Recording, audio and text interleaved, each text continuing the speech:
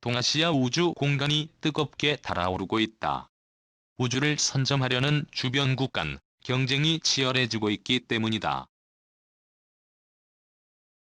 우주를 국가 안보에 활용하는 나라와 그렇지 못한 국가와의 격차가 뚜렷해지자 중국, 일본, 미국, 러시아 등 주변국들은 우주전쟁을 위한 군사력 확보에 나서는 모양새다. 잠재적 적국의 움직임을 감시하는 수준을 넘어서 상대국 위성을 교란하거나 파괴할 수 있는 수준에 이르는 상황이다. 우주가 소리 없는 전쟁터로 변모하고 있는 셈이다. 우리나라도 지난 21일 첫 군사통신위성을 발사하는 등 우주의 안보적 측면에 주목하고 있으나 주변국보다 뒤떨어져 있다는 지적이 나온다. 우주 전쟁에서 가장 앞선 나라는 미국이다.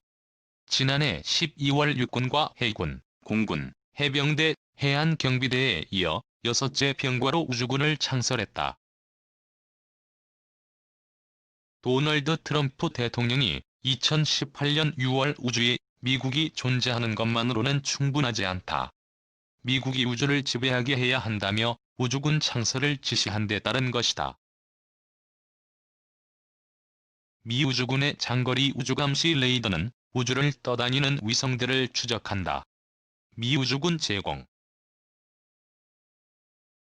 우주기술 분야에서 독보적 수준인 미국이 우주군을 따로 만든 것은 중국을 의식한 조치로 해석된다.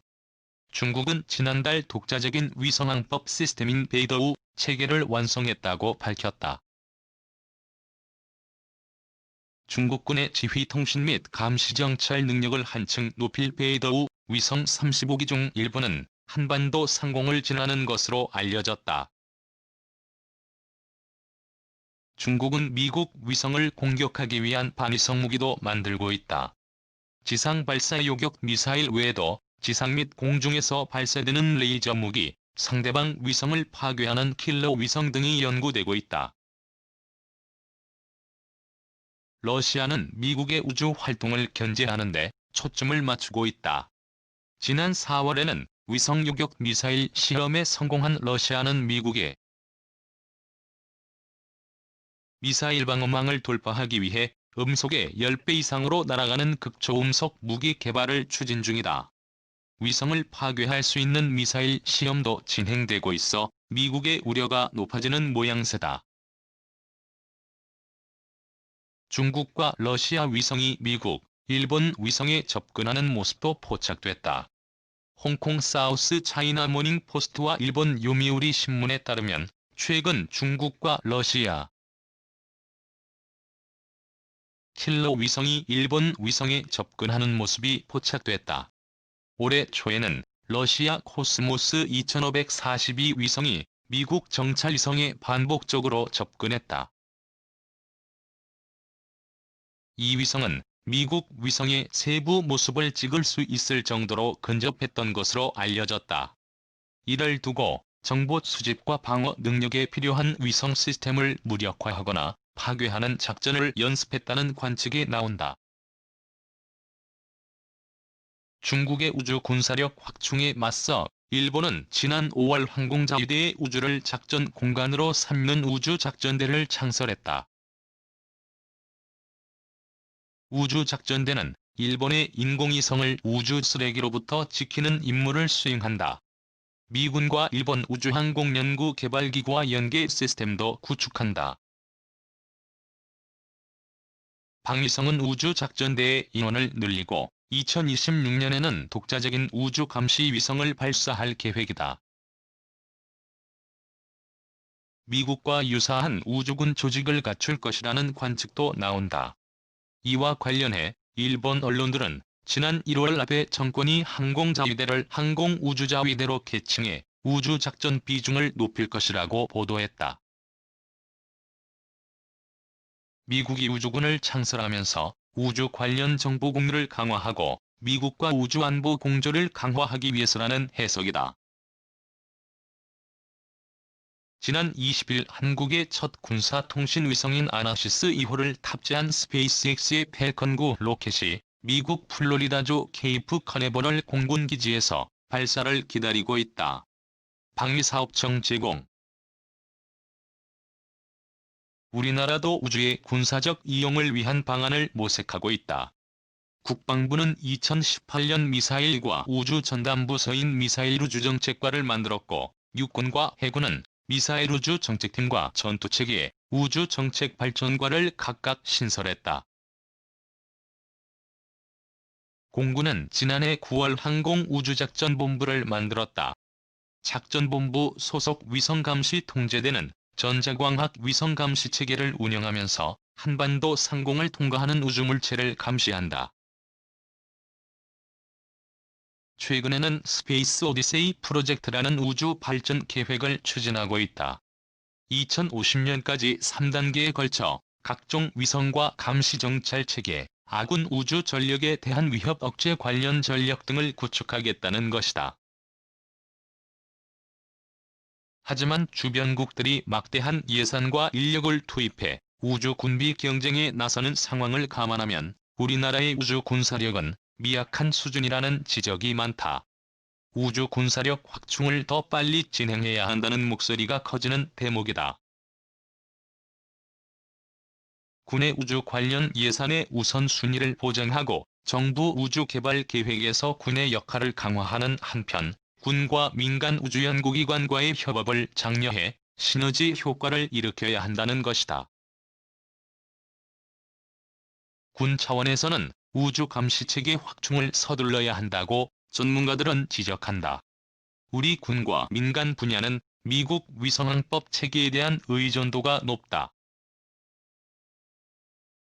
중국, 러시아, 북한이 미국 위성항법 체계를 공격하거나 교란한다면 국가안보와 산업이 큰 타격을 받을 수 있다. 강대국들의 우주 전쟁을 면밀하게 주시해야 할 이유다. 우주 전력 확보와 활용에 대한 검토와 조정이 필요하다는 주장도 나온다. 각 군이 독자적으로 우주 전력을 건설하면 비용과 인력이 낭비될 우려가 있다는 것이다. 실제로 우주작전을 둘러싼 육군과 공군의 물밑 경쟁이 심화되는 분위기다. 육군은 김용우 전 총장 시절부터 관련 연구 용역을 발주하는 등 우주작전에 관심을 보여왔다. 최근에는 한국항공우주연구원과 공동으로 우주전력 소요 연구를 진행한 것으로 알려졌다. 육군이 강조하는 분야는 위성통신과 항법이다. 산악지형이 많은 한반도는 통신 사각지대가 존재한다. 고도 36,000km 정지 궤도를 도는 통신위성의 지원을 받으면 통신 사각지대는 사라진다. 해외 파병 부대와의 교신도 원활해진다. 현무 탄도미사일, K9 자주포를 포함한 포병 전력은 위성항법 시스템이 제공하는 정보에 의존한다. 육군의 영역 확장 시도는 새로운 것이 아니다. 육군은 기존에는 공군의 몫으로 인식됐던 요소들을 육군으로 전환하려는 움직임을 지속적으로 보여왔다는 평가다.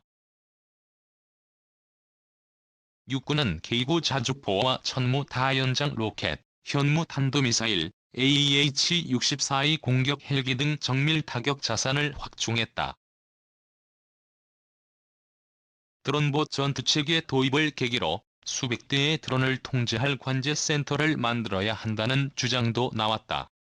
공군의 전유물로 인식됐던 공중지원과 항공기 관제가 흔들리는 셈이다. 우주작전도 마찬가지다. 규모의 경제를 갖춘 육군은 드론과 위성 단말기, 항법 장치 등의 소요가 해군이나 공군보다 훨씬 크다. 사용자 중심 소요를 주장하면 무인항공 분야와 우주전력 구축은 육군이 주도할 가능성이 있다. 한국군이 운영할 425 정찰위성 체계 상상도. 세계일보 자료사진. 하늘로 우주로를 모토로 내세우는 공군은 난감한 모습이다.